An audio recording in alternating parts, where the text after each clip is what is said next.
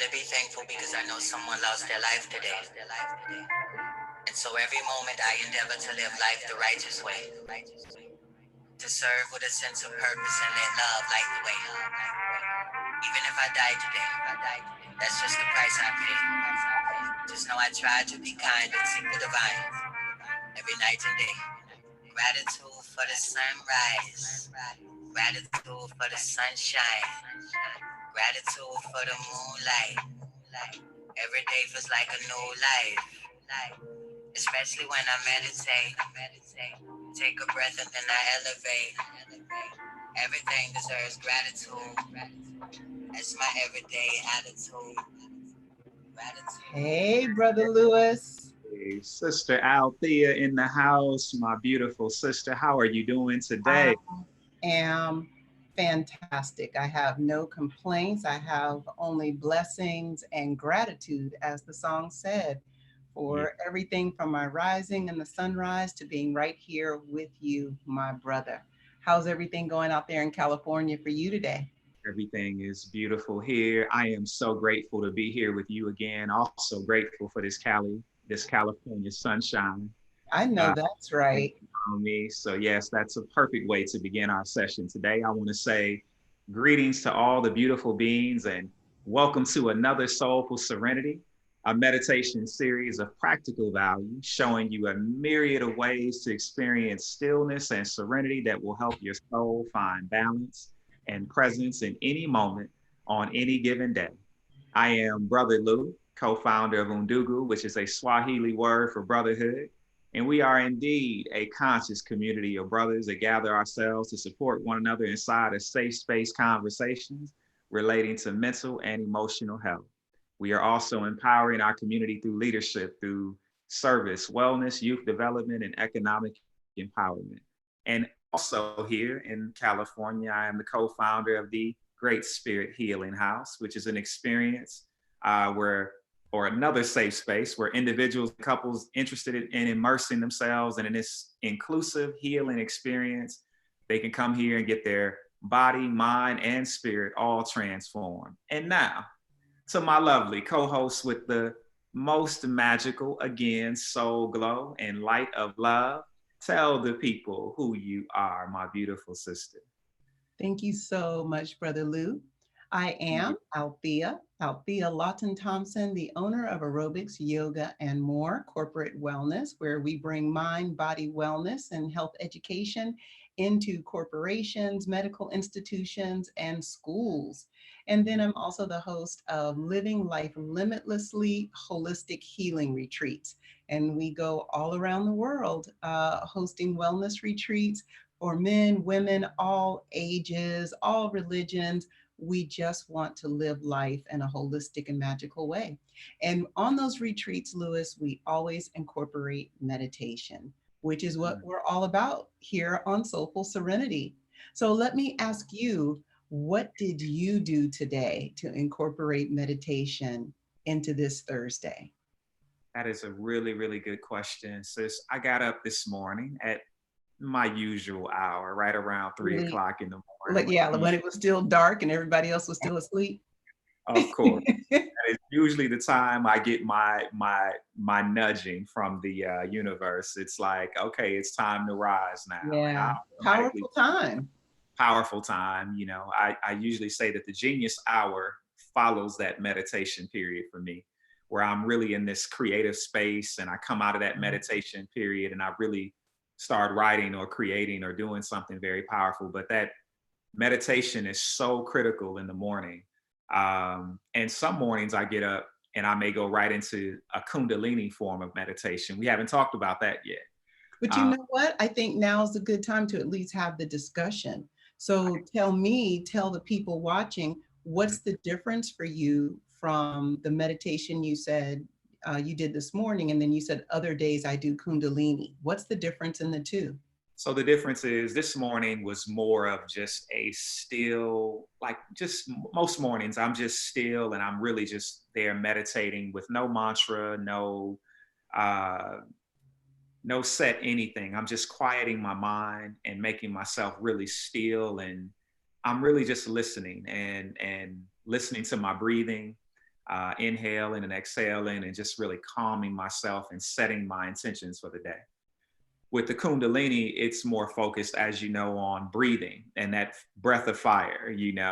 That's a lot of the surrounding activities and exercises that you're going through with Kundalini in various poses. You may be holding your arms out or holding your arms up or in certain Yeah, positions, and you are cultivating certain energy, and you are most certainly raising the vibration up for for yourself. sure. And that is, it's tremendous. Coming out of that, I feel like I could go do anything, Tackle the world pretty much. You can pretty be much. creative, you can be powerful, you've got this firm foundation. Yes, You just feel like you have expanded beyond who you are after a absolutely. Kundalini breathing meditation. It's really powerful. It's very powerful. And I usually follow that with a regular still kind of meditation because that's so involved that you Yeah. just want to, get quiet for a moment and then go and do something. So Mhm. those are the differences for me. But what about you?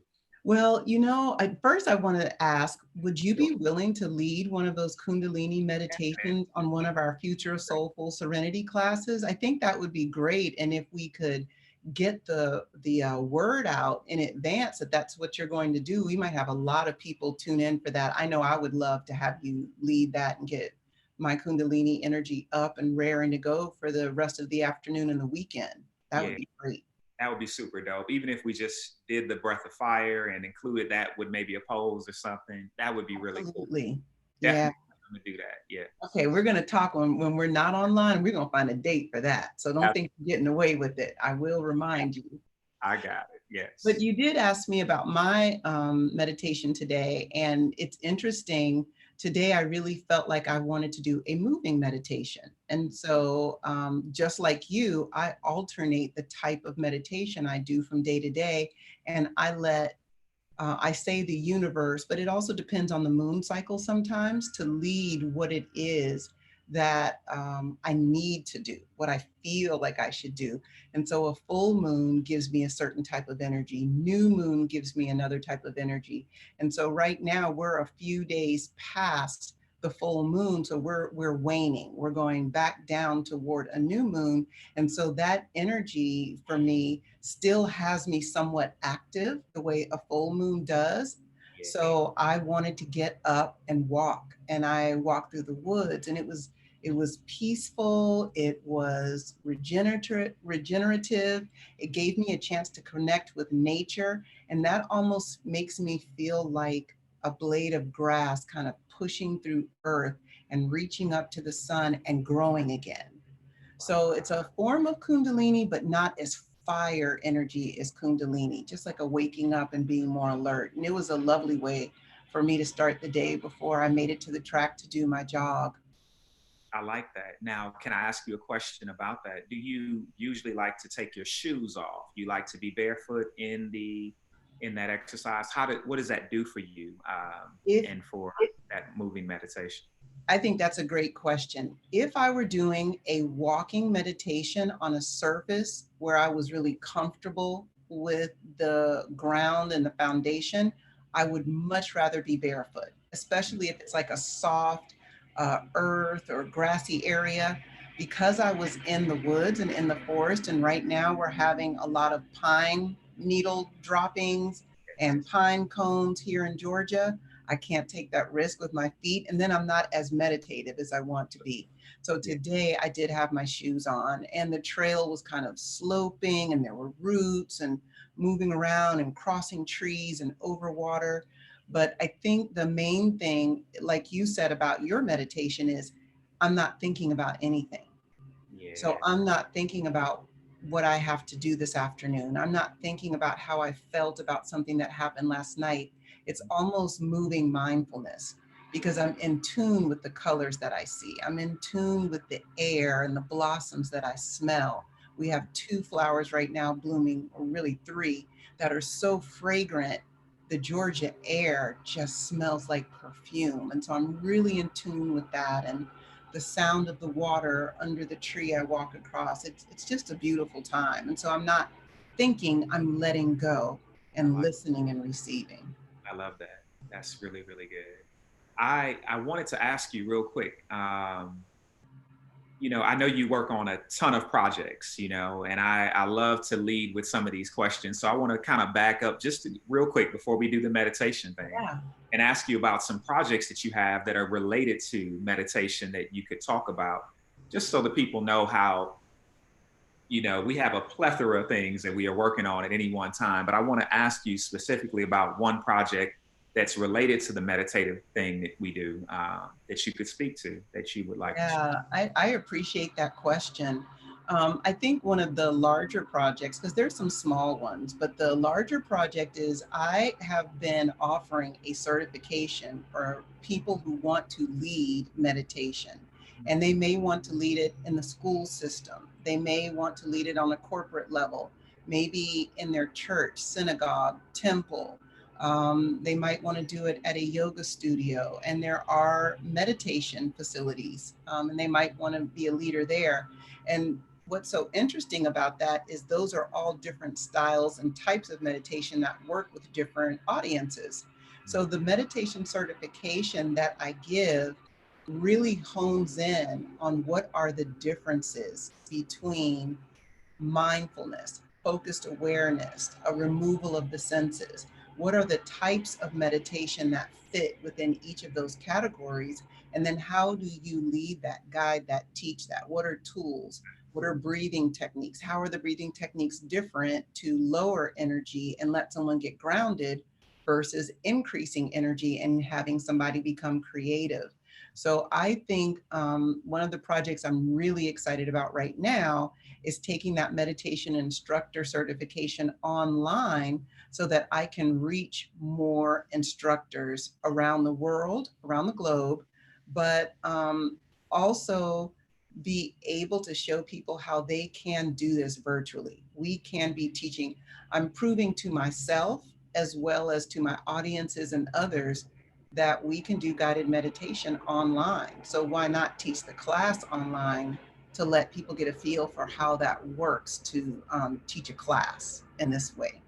And I think that's so important. I'm so glad that you mentioned that, because I want people to know that there are other resources out here too. People are looking for many things, but I think they need to know what it is that we're doing. So I appreciate you sharing that for the audience today. And I'm hoping that people will be getting in contact with you, because we are all kind of making a pivot as to what we're doing online and offering Mm-hmm.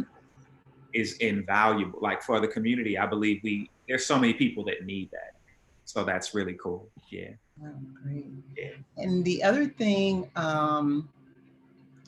I want to do is switch it around and find out what are you doing over there at the Healing House in terms of meditation and some of these breathing techniques that can help others. Sure. I just recently started just doing a few, I will say, small classes on yoga and meditation here. And before this hit, we were actually planning on doing a lot of things here at the Healing House in regards to meditation and yoga and bringing in some of these classes. So a lot of it has just been, us working together as a family over here on some of the things that we wanted to do with the larger community that we've been building out here. But some of the things that we're doing here through the Healing House are, as we are trying to make the same pivot that you're making online, is bring couples into this transformative experience online where we create, affirmations together. We create mantras together. We do work on like healing work on our fears, and really doing the work, that kind of internal work that we would do here together. We're trying to create a virtual space for that online with a few of the couples that we know personally, and then extending that out to the rest of everyone else. So yeah, that's a part of what we're doing. But the pivot has definitely been very interesting to get people in, because this is such an intimate space. A lot of it is being here inside of the Healing House. That's a big part of the experience. Mm-hmm. So that's been very interesting to try to engage the audience and meet them where they are. But those are a few of the things that we work on here. We work on a lot of communication things. But there's a lot of just awareness of mind, body, and spirit through, yoga and meditation as well. So thank And you for. I heard you mention mantras. Now, you and I both know what that is, but why don't you tell a little bit more about what it means when you say we create mantras and how that plays a part in your meditation practice? Absolutely. I think we talked about on one of the other Soulful Serenity sessions about how sometimes in meditation we are using mantras. Mantras are just statements that we're making. They could even be in, affirmations are I am statements, but that Yeah. could also be a mantra. But when you listen to some of the advanced ones, like the Deepak Chopras, they are using actual Sanskrit mantras, Mm-hmm, and you mm-hmm, are, a mantra could be something as simple as om, mm-hmm. and you just repeat that, which is really just what is om, sister? It's just the name for the divine, right? It's a name for the divine, but it's also saying every one of the sounds. So Yeah, even though it's spelled O-M, it's pronounced A-U-M.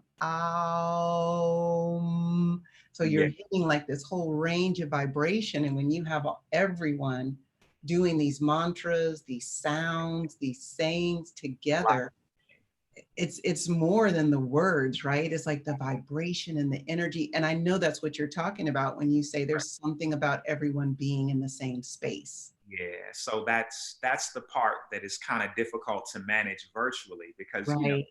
there's a delay sometimes and everything else. But those mantras are beautiful when we talk about creating the So vibrations lovely. that we need. Yeah, so I think it would be cool for us to do that on here too. most definitely. One time. Yeah, even if it's just to create the mantra and I, then people start sharing what mantra they created for themselves that they want to repeat to themselves throughout the day, and maybe they send it to us on live chat, and then we have whoever's working with us in the back, Big Brother Maurice, just share it with us so we can say it out loud to everyone who's listening.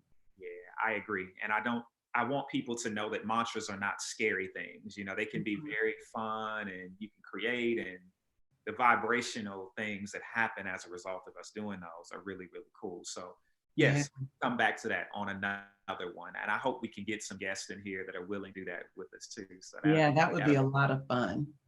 definitely. All right. So today you have a meditation for us. I know you do. Yeah, today I thought I would pull a little bit from what I did this morning and give us an easy moving meditation that can be stress relieving, but also feel good to the body. I So, like that. stress kind of plays a part for us internally in our mind, sometimes in our heart, but those things manifest in our body. So if we can incorporate breathing practices to release some of the tension in our mind and in our heart, then we can also release it physically in the neck and the shoulders, the upper back and the chest, places where we hold physical muscular tension. And so that's what I'd like to move through today if you want to join me. Absolutely. Would love to. All right, so I'll start by saying for those of you that decide that you'd like to do this with us, if you're sitting in a chair, if you can, scoot a little bit to the center of your chair so that there's some space between your bottom and your back and the back of the chair where you're sitting, just so you have enough room to move your spine and arch it, articulate it, and round it. And Okay. then I want you to sit up kind of tall and relax your shoulders as much as you can. And we're going to gently rock the head right and left and just find a little bit of rhythm to that. I actually want you to move your body a little bit right and left. I like that. I'm in a class, I'm in a spiritual goddess class, and we were talking about how yoga has transitioned from what it was when it first started, where now yoga is very strict, it's very stiff, it's very posy. Whereas when it started out, it was something that was a little bit more fluid. It moved, it had rhythm. It was done with music and with wind blowing through trees and the sound of water, and our movements mimicked these elements. So, in moving meditation, you want to find that rhythm in your body. Don't make it quite so rigid. Let the shoulders go loose, let the arms go heavy, and feel your spine gently letting you move right and left. And when you finish this last one, to the right and to the left, and you're going to come right back to the center, and you're going to pay attention as you breathe in, and you're going to lift your chest and lift your face, breathing in, filling the lungs with air. And when you're ready to exhale, you're just going to let the spine collapse and drop your chin and round your back and feel like you're letting everything go with your exhale. Then repeat it. Gently inhale and lift the face, the chest, the shoulders back, and exhale again, dropping the chin, relaxing the spine, dropping your shoulders. Keep moving through that at your own pace of breathing. There is no such thing as right or wrong. All that we're thinking about is what feels good as we move and breathe as one. Every inhale, you're lifting your face, opening those channels for air to enter through the throat and into the lungs. And every time we exhale, we're just closing up the rib cage and the chest, squeezing the lungs, and easily moving back and forth. We're going to do one more, just an easy exhale or inhale with a real gentle exhale. And when we finish this last exhale, we're going to inhale back to where we began, upright. And then we're going to let the head drop. So Lewis and I are going to go to the left, but we're going to let our head drop to the right. You drop your head right.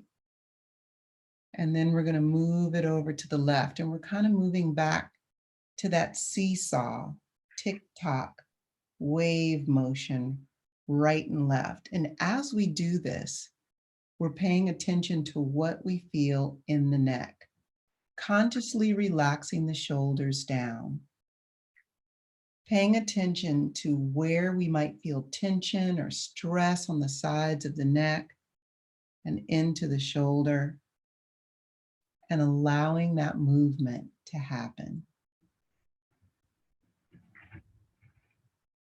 These are the places where we tend to get tight and carry our stress in our muscles. We're just going to do one more to the right and left.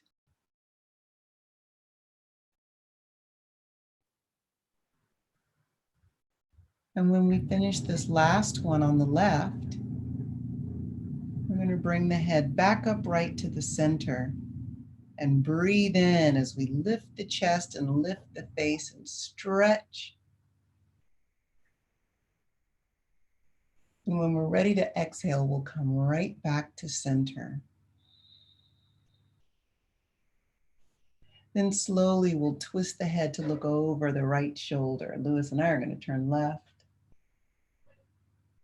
And as we exhale, we're going to slowly twist the head, relaxing the shoulders, and go the other way, and then breathe in.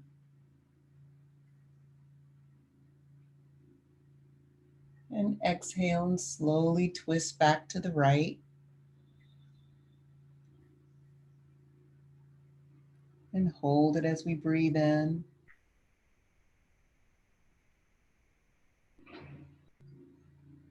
Exhale and twist back to the left. And you're going at your own pace. You don't have to wait for Lewis and me. If you're breathing faster, move faster.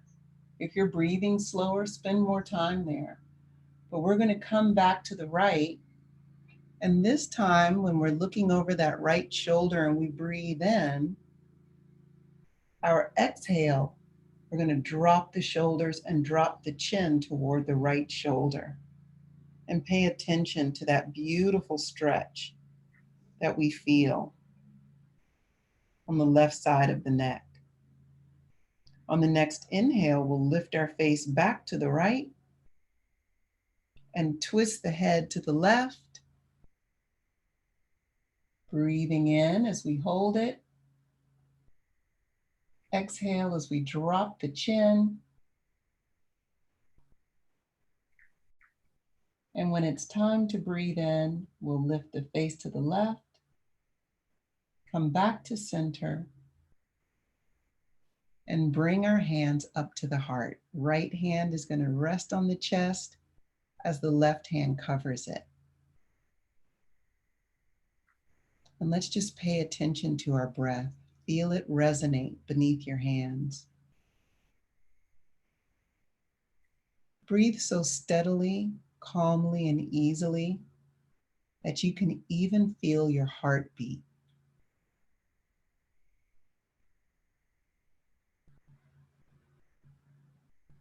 And as the song said when we started, let's all just spend about 10 seconds in complete gratitude for this moment, this second of peace, calm, and serenity.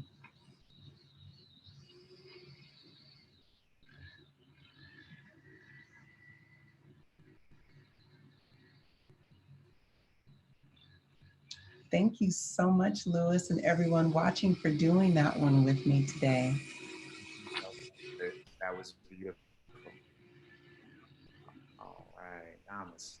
That was beautiful. Namaste. Hey, that was great. That did recenter me and get me right back to where I needed to be. I needed some of that energy today, and that was really, really good.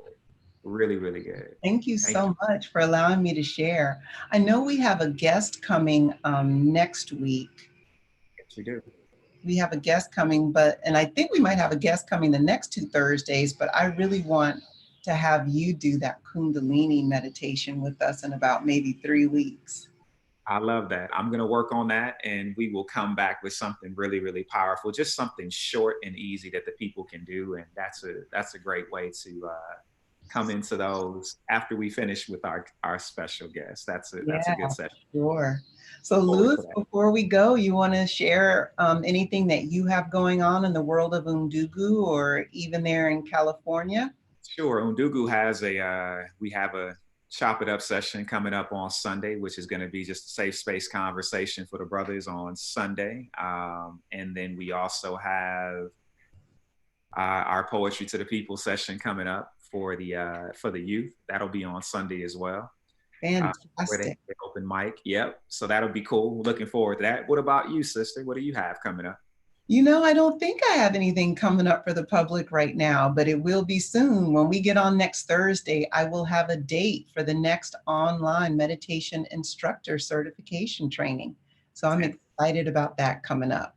And I am so excited too. And I want to leave you with this some practical wisdom. I want you to tell me some practical wisdom. I'm going to give you a little practical wisdom or piece of advice that I learned this particular week. I was reading the Tao. It said, serve the needs of others, and all of your own needs will be fulfilled. That's Ooh, my that's practical wisdom. powerful. That's powerful. And it's so funny that you said you were sharing something from the Tao. Yes. I also was listening to something from the Tao Te Ching yesterday. Okay. And what I took away from that was for all of us to stop trying. Hey. Stop trying. Mm, Sometimes we just need to let things be. And indeed. how it's supposed to be will absolutely be. I needed to hear that today. So thank you, sister, for joining us again here on this Undugu Soulful Serenity session. I think we got some music to play going out, right? Oh yeah. You know, I get so into what we're doing, I forget I'm the DJ I, too. I get lost in the time too. It's such a beautiful time, and I love these sessions. And this is so good and so empowering and so impactful to many people. Yeah. Thank you again for having me, Lewis, and the whole Undugu family. Until next Thursday, peace and light, everyone. Thank you, sis. Nourishment of the soul when there's no food in sight. When your vibrations are low and you feel blue inside. Gratitude is the attitude that gets you through the night. Never believe in lack of limitations. Anything can be manifested with a little appreciation. I appreciate my life. I appreciate my breath. I appreciate my sight. Gratitude for my health. Gratitude is the happiest mood. Even if I happen to lose. Everything deserves gratitude. That's my everyday attitude. Gratitude. Gratitude. That's my everyday attitude. Gratitude. Gratitude. That's my everyday attitude.